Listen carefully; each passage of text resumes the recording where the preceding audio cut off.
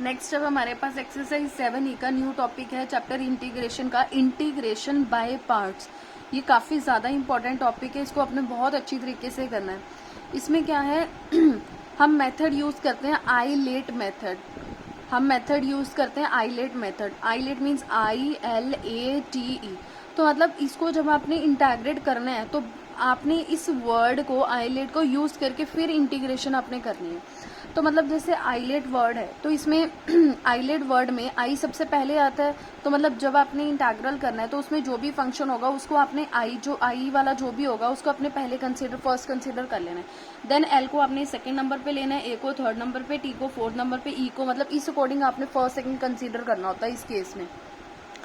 आई का मतलब क्या होता है इनवर्स ट्रिग्नोमेट्रिक फंक्शन, वो आपको पता ही है कि इस टाइप के होते हैं, sine inverse x, cos inverse x, tan inverse x, second inverse x, etcetera इस टाइप के। एल क्या होता है लॉगरिथमिक फंक्शन, वो क्या होता है जैसे लॉग एक्स हो गया, log x square, log x cube, log 1 + x whatever log की टर्म में होगा। ए क्या होता है एल्जेब्राइक फंक्शन, वो किस फॉर्म में होते हैं x² + 1 x + 1 मतलब इस तरीके से एल्जेब्राइक जो x y में होते हैं। टी क्या होता है ट्रिग्नोमेट्रिक फंक्शन, वो आपको पता ही है जैसे साइन एक्स हो गया, कॉस एक्स हो गया, टैन एक्स हो गया, एक्सेट्रा। और ई क्या होता है एक्सपोनेंशियल फंक्शन, वो किस फॉर्म में होता है e⁻x में। तो मतलब आपने क्या करना है जब भी आपने इंटीग्रेटिंग करना है तो आपने ये वर्ड आईलेट वर्ड यूज करना है और इन ये वाले जो एक्सपोनेंशियल्स हैं मतलब ये वाले जो फंक्शंस हैं उसके अकॉर्डिंग आपने इंटीग्रेशन करनी है। अब जैसे इसमें रूल होता है क्या है इंटीग्रेशन बाय पार्ट्स हमें कहता क्या है, इसका रूल क्या है। अब देखो जितने भी हमारे पास पीछे प्रीवियस फंक्शन थे, ठीक है, इसमें क्या होगा कि आपके पास दो फंक्शन बनेंगे। जब भी आपके पास दो फंक्शन है तो आपने इंटीग्रेटिंग बाय पार्ट्स लगाना है। क्लियर। जैसे इसमें अगर आप कोई एक टर्म पुट कर रहे हो तो दूसरी टर्म नहीं बन रही या इंटीग्रल पॉसिबल नहीं हो रहा तो इसका मतलब है कि आपने इंटीग्रेशन बाय पार्ट्स की कंडीशन चेक करनी है। ठीक है। अब इसमें जो दो फंक्शन है अब सपोज करो कि हमारे पास है इंटीग्रल u भी, ये भी x का फंक्शन हो गया, ये भी x का फंक्शन हो गया, दोनों x के फंक्शन। तो इसमें रूल क्या होता है फर्स्ट और सेकंड को आपने कैसे कंसीडर करना है वो मैं आपको यहाँ से बताऊंगी कि आईलेट कैसे लगाते हैं। ठीक है। जैसे इस केस में सपोज करो कि जो फर्स्ट फंक्शन है वो u है और सेकंड फंक्शन है वो v है। तो इसमें करना क्या होता है जो पहला फंक्शन है उसको आपने एज इट इज लिख देना है, कुछ भी नहीं करना है। इंटीग्रेशन कैसे करनी है उसकी ये बता रही हूँ मैं। जो पहले वाला फंक्शन है उसको आपने ऐसे ही राइट डाउन कर देना है, फिर इंटीग्रल करना है आपने जो दूसरा वाला फंक्शन है उसका इंटीग्रल करना है। देन फिर आपने लगाना है माइनस, ये हमेशा ही माइनस लगेगा। देन फिर आपने लगाना है इंटीग्रेशन, फिर फर्स्ट फंक्शन का अंदर डेरिवेटिव करना है, सेकंड वाले का इंटीग्रल करना है। क्लियर। मतलब पहले first as it is, second वाले का इंटीग्रल, देन माइनस, फिर पूरा इंटीग्रल आपने लगाना है। अंदर इसके क्या होगा फर्स्ट वाले का डेरिवेटिव कर देना है और दूसरे वाले का इंटीग्रल। इन दोनों को अपने सॉल्व करना है, सॉल्व करके जो भी टर्म हमारे पास बचेगी फिर उसका आपने इंटीग्रल कर देना है। क्लियर। तो मतलब सपोज करो कि फर्स्ट है ये सेकंड है, तो मतलब फर्स्ट सेकंड बाय यूजिंग इसके अकॉर्डिंग आपने ले लेना है कि फर्स्ट सेकंड कौन सा होगा इसके अकॉर्डिंग। तो फर्स्ट एस्ट सेकंड वाले का integral, then minus whole integral, first वाले का डेरिवेटिव, सेकंड वाले का इंटीग्रल, दोनों को सॉल्व करके जो भी टर्म आएगी उसका आपने इंटीग्रल करना है। अब फॉर एग्जाम्पल जैसे हमारे पास एग्जाम्पल फर्स्ट है इवेल्युएट इंटीग्रल x.e2x dx। अब अगर आप देखोगे ये दोनों के हैं, ये भी x का फंक्शन है, ये भी x का फंक्शन है, तो इन दोनों में क्या लगेगा इंटीग्रेटिंग बाय पार्ट्स। अब किसको पहले लेना है, किसको बाद में लेना है, किसको u लेना है, किसको v लेना है, किसको फर्स्ट लेना है, किसको सेकंड लेना है, कुछ भी आप बोल सकते हो। तो उसको आपने कैसे चेक करना है देखो। अब ये क्या है x है, तो मतलब ये क्या हो गया एल्जेब्राइक फंक्शन हो गया, और दूसरा वाला क्या है एक्सपोनेंशियल फंक्शन है। तो आपने देखना है कि एल्जेब्राइक फंक्शन आईलेट में पहले आता है या एक्सपोनेंशियल फंक्शन।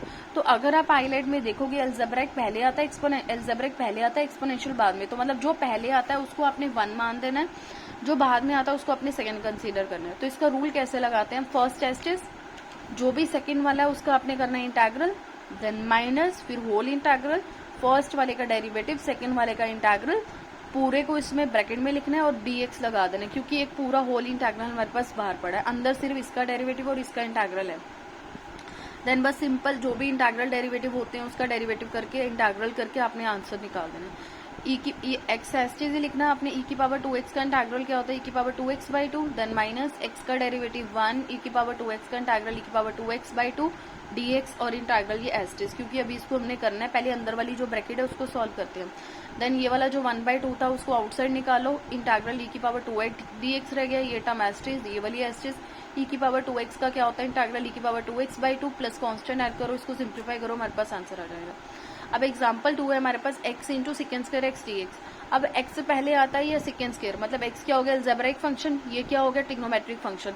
अब आप देखो अलजेब्राइक पहले आ रहा है या ट्रिग्नोमेट्रिक, देखो अलजेब्राइक पहले आता है ट्रिग्नोमेट्रिक बाद में, तो मतलब ये वाली जो टर्म है जो x है वो फर्स्ट फंक्शन हो जाएगा और सेकेंड स्क्वायर एक्स सेकेंड। तो फर्स्ट एस्टिस सेकेंड वाले का integral then minus whole integral पहले वाले का डेरिवेटिव दूसरे वाले का इंटीग्रल होल ब्रैकेट 1 dx। अब ये वाली एक्स एस्टिस सेकेंड स्क्वायर एक्स का इंटीग्रल क्या होता है tan x, पूरा इंटीग्रल एस्टिस एक्स का डेरिवेटिव 1 सेकेंड स्क्वायर एक्स का इंटीग्रल tan x dx। अब किसका इंटीग्रल रह गया tan x का इंटीग्रल क्या होता है log सेकेंड एक्स प्लस ई। इसके दो इंटीग्रल्स, एक माइनस log cos x होता है, तो आप कोई भी यूज कर सकते हो।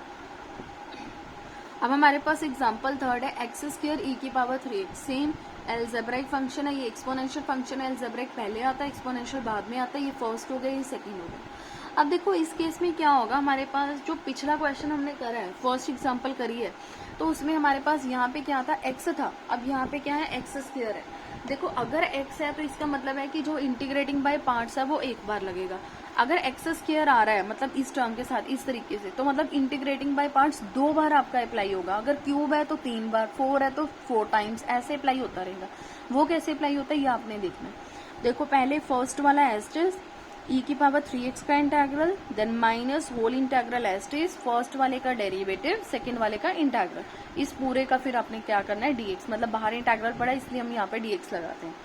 तो एक्स स्क्वायर एस्टिस ई की पावर 3x का इंटीग्रल क्या होता है, ई की power 3x/3 then minus integral x square का डेरिवेटिव क्या होता है 2x, ई की पावर 3x का इंटीग्रल क्या होता है ई की पावर 3x/3 dx।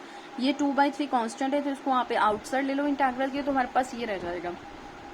अब अगर आप ये देखोगे ये क्या बन गया हमारे पास इंटीग्रल ऑफ एक्स ई की पावर 3x। देखो इसका इंटीग्रल हमारे पास कोई होता तो है नहीं है, तो मतलब यहाँ पे भी हमें क्या लगाना पड़ेगा, again applying the integration by parts. ठीक है, तो इस पे अगेन लगाना पड़ेगा क्योंकि एक्स आ गया, पहले एक्स किया था हमने लगाया तो एक्स वो पहुंच गया वो एक्स में, फिर वैसे ये फर्स्ट हो गया ये सेकंड हो गया। इसकी आपने कैलकुलेशन बड़ी ध्यान से करनी है, मतलब प्रॉपर ब्रैकेट्स वगैरह आपने डाल के चलनी है सो डैट की मतलब आपका जो प्लस माइनस है ये कांस्टेंट के साथ जो हम मल्टीप्लाई करते हैं उसमें कोई भी गड़बड़ ना हो। अब माइनस ये पहली वाली टर्म एस्टिस चलती जाएगी और -2/3 एस्टिस चलता जाएगा। -2/3 एस्टिस पूरी एक लॉन्ग ब्रैकेट डाल दो सो डैट कि आपको कंफ्यूजन ना हो लास्ट में सॉल्व करते टाइम। तो फर्स्ट एस्टिस सेकंड वाले का इंटीग्रल देन माइनस फर्स्ट वाले का डेरिवेटिव सेकंड वाले का इंटीग्रल, वही सेम मेथड आपने अप्लाई कर देना है। देन एक्स एस्टिस ई की पावर 3x का इंटीग्रल क्या होता है ई की power 3x/3 then minus integral x का डेरिवेटिव 1 ई की पावर 3x का इंटीग्रल ई की पावर 3x/3, इसका इंटीग्रल अभी करना आपने। देन ये वाली टर्म एस्टिस ये भी एस्टिस ये वाली टर्म भी एस्टिस -1/3 आप आउटसाइड ले लो, ई की पावर 3x बचेगा, ई की पावर 3x का इंटीग्रल क्या होता है ई की पावर 3x/3 देन ये वाला जो -2/3 है उसको आप इसके साथ मल्टीप्लाई करो इसके साथ मल्टीप्लाई करो, टोटल सिंप्लीफाई करके हमारे पास ये आंसर आ जाएगा। अब आपके पास एग्जाम्पल 4 है cos √x dx। अब देखो अगर आपके पास सिंपल cos x होता तो आप इंटीग्रल इसका कर लेते, बट अब क्या है हमारे पास cos √x dx है, तो मतलब इस √x को हमें सिंपल एक एंगल में लेके आना पड़ेगा। तो हमने क्या करा, इस cos √x को सिंपल एंगल में लेके आने के लिए हमने क्या करा, √x को टी पुट कर लिया। अब √x को टी पुट करा, इन दोनों की जब आप स्क्वायरिंग करोगे तो ये वाला स्क्वायर रूट कैंसिल हो जाएगा, दोनों साइड पे आप स्क्वायरिंग कर दो तो ये क्या हो जाएगा x से ये क्या बनेगा t स्क्वायर, x का डेरिवेटिव dx, t स्क्वायर का क्या होता है 2t dt, तो मतलब dx की जगह पे आपने ये चीज रिप्लेस कर देनी है। तो मतलब cos एस्टिस √x को आपने टी पुट करा, dx की जगह पे क्या आ गया 2t dt, ये वाला 2 बाहर निकाली तो अंदर हमारे पास क्या रहेगा t cos t dt। अब एल्जेब्राइक है ये t एक टाइप का फंक्शन है, ये क्या है ट्रिग्नोमेट्रिक फंक्शन है, ये फर्स्ट हो गया ये सेकंड हो गया। अब आपने क्या करना है, इंटीग्रेटिंग बाय पार्ट्स लगाना है इन टर्म ऑफ t, मतलब अब हमारा पूरा जो इंटीग्रेशन है वो t की फॉर्म में आ गया। आपने यहाँ पे लगाना है integrating by parts with respect to t, फिर उसके बाद जो भी इंटीग्रेशन इसकी होगी लास्ट में आपको t को जो भी आपने सब्स्टिट्यूट करा है उसको चेंज कर देना है, यहाँ से t की वैल्यू आपने निकाल लेनी है विच इज √x, तो आपने वो डाल देनी है। फर्स्ट एस्टिस सेकंड वाले का integral then minus whole integral first वाले का डेरिवेटिव सेकंड वाले का integral outside dt, with respect to t कर रहे हो तो dt हो जाएगा सारा। t as it is cos t का इंटीग्रल क्या होता है sin t, डेरिवेटिव t का क्या होता है 1, cos t का क्या होता है sin t, देन ये वाला t sin t as is sin t का इंटीग्रल आपने करना है। ठीक है, sin t का इंटीग्रल क्या होता है cos t, देन 2 को मल्टीप्लाई करना है दोनों टर्म्स के साथ। ठीक है, यहाँ पे ये वाला t नहीं आएगा, देन जो टी की वैल्यू है जो आपने ऊपर निकाली है रूट एक्स, वो आपने सब्सटीट्यूट कर देनी है। अब हमारे पास एग्जाम्पल 5th का फर्स्ट पार्ट है एक्स log 1 + x। अब आई लेट के अकॉर्डिंग अगर आप देखोगे log वाला फंक्शन पहले आता है, अलजेब्रिक बाद में आता है, तो मतलब इस केस में ये फर्स्ट हो जाएगा और ये क्या होएगा, सेकंड हो जाएगा। तो इसको फर्स्ट मानना है आपने, इसको सेकंड मानना है, इन दोनों पे इंटीग्रेटिंग बाय पार्ट्स लगा के आपने सिंप्लीफाई कर देना है। इसका जो सेकंड पार्ट है वो है x into log x² dx। अब देखो एंगल क्या है हमारे पास, x² में आ गया, तो मतलब इसको पहले आपको चेंज करना पड़ेगा। एंगल x², x³ x⁴, अगर इस तरीके से आती है तो आपने नई सब्स्टिट्यूशन लेके उसको सिंप्लीफाई करके फिर आगे आपने सॉल्व करना है। मतलब इस तरीके के एंगल को आपने इंटेग्रल नहीं कर सकते सिंपली, आपको पता ही ऑलरेडी, हम काफी एक्सरसाइज में क्वेश्चन डिस्कस कर चुके हैं। तो आपने x² को टी पुट करा, ये क्या आएगा 2x dx dt, x dx की वैल्यू कितनी आ गई dt/2, तो हमने x dx की जगह पे क्या डाल दिया dt/2, log as it is, x² को कितना पुट करा t, ये वाला 1/2 आउटसाइड log t हो गया। अब अगर आप देखोगे हमने कभी भी पीछे जितने भी इंटेग्रल्स करे हैं तो उसमें कभी भी log t का जो इंटेग्रल है उसको हमने सिंप्लीफाई नहीं करा। जो log t का इंटेग्रल है उसका कोई भी डायरेक्ट इंटीग्रेशन नहीं है। अगर आपके पास log t का इंटेग्रल करना है तो हमेशा अकेला अगर log है तो हमेशा यहाँ पे आपने लगाना है इंटीग्रेटिंग बाय पार्ट्स। बट अगर आप कहोगे कि मैम इंटीग्रेटिंग बाय पार्ट्स इसमें लग कैसे सकता है, वो तो एक दो फंक्शन के लिए अप्लाई होता है, बट इसमें क्या है, एक फंक्शन है। अगर कभी भी आपने इंटीग्रेटिंग बाय पार्ट्स लगाना है और उसमें एक फंक्शन है तो दूसरा फंक्शन आपने खुद ले लेना है, उसको 1 मान लेना है। तो आपको पता ही है कि 1 को अगर हम log t के साथ मल्टीप्लाई करेंगे तो log t आएगा, तो मतलब कोई भी हमारे पास इसमें दिक्कत नहीं है, आप 1 लगा सकते हो। तो मतलब फर्स्ट फंक्शन आपने क्या लेना है, हमेशा जो भी दूसरे वाला होगा 1 को हमेशा सेकंड फंक्शन लेना है। वो इसलिए हम सेकंड फंक्शन लेते हैं क्योंकि आप डेरिवेटिव करते हो सेकंड फंक्शन का, कांस्टेंट का 0 हो जाता है तो हमने करना नहीं होता, तो इनवैलिड हो जाती है इंटीग्रेशन। तो हमने क्या करा, log t को इसमें 1 ले लिया और जो कांस्टेंट था 1 लिया, उसको सेकंड फंक्शन ले लिया। देन फर्स्ट एज इज 1 का इंटेग्रल, देन माइनस फर्स्ट वाले का डेरिवेटिव, इस 1 का integral dt। log t as is with respect to dt करो तो 1 का क्या होएगा t, log t का डेरिवेटिव क्या होता है 1/t, t का डेरिवेटिव आगे 1 और 1 का इंटेग्रल क्या होता है t, और 1 ये कट गया t और t, इंटेग्रल किसका रहेगा dt का, dt का इंटेग्रल कितना होएगा t, ये एस्टेज चलता है। अब ध्यान रखना ये 1 का इंटेग्रल मतलब ये अलग टर्म है जो मल्टीप्लाई में हो रही है, ये सॉल्व करके t आया तो इसको बच्चे मल्टीप्लाई कर देते हैं, वो नहीं करना, इसको आगे लिखना। अब ये चीज आगे मेरे पास सॉल्व करके अब यहाँ से जो भी आपने t को सब्स्टिट्यूट करा था x² वो वैल्यू आपने यहाँ पे डाल देनी है। बस जस्ट यहाँ पे एक प्रॉपर्टी लगाइए log a की पावर b की, वो क्या होती है b log a, तो ये 2 और 2 कैंसिल हो गया। आप यहाँ पे भी इसका आंसर छोड़ सकते हो। सेम बिल्कुल ये है हमारे पास x इंटू log x का स्क्वायर। अब इसमें सब्स्टिट्यूट करने की जरूरत नहीं है क्योंकि ये पूरे का स्क्वायर है, सिंपल यहाँ पे इंटीग्रेटिंग बाय पार्ट्स आप लगाओ, यहाँ पे एंगल का स्क्वायर था, दैट्स वाई हमने सब्स्टिट्यूट करके सारा चेंज करा था, इसको आप डायरेक्ट कर सकते हो। अब एग्जाम्पल 6 है वो आपने खुद करनी है, x² into tan inverse x। फिर वैसे ही आई लेट के अकॉर्डिंग इनवर्स फंक्शन पहले आता है, ये फर्स्ट हो जाएगा, अलजेब्रिक बाद में आता है, ये सेकंड हो जाएगा। इसको फर्स्ट मानो, इसको सेकंड मानो, देन सॉल्व करो इंटीग्रेटिंग बाय पार्ट्स लगा के। अगर रिपीट प्रोसेस अप्लाई होता है तो आपने वो प्रोसेस खुद देखना है, रिपीट में आपको बता चुकी हूँ तो आपने खुद करना है। देन फिर इसका एग्जाम्पल 7 है log x। log x वाला ऑलरेडी हम कर चुके हैं, देखो जहाँ से हमारे पास log t बन गया था वही सेम ये क्वेश्चन यहाँ पे आ जाएगा, तो log x वाला आपने खुद करना है।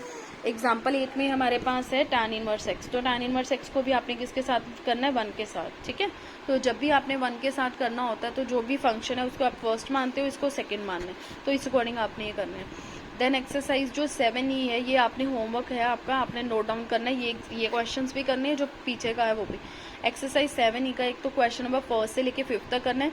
इसमें जितने भी अगर कोई पार्ट्स आते हैं वो आपने सारे खुद अटेम्प्ट करने हैं, कोई भी पार्ट आपने लीव नहीं करना। पहले क्वेश्चन नंबर 4 से लेके 5 तक करने हैं, देन 6 नहीं करना, वो मैं खुद करवाऊंगी। Question number 7 to 13, 15 to 21, 23 to 24, then 26 to 29, इनमें जो क्वेश्चन कवर होते हैं विद ऑल पार्ट्स, ये आपने सारा होमवर्क करना है।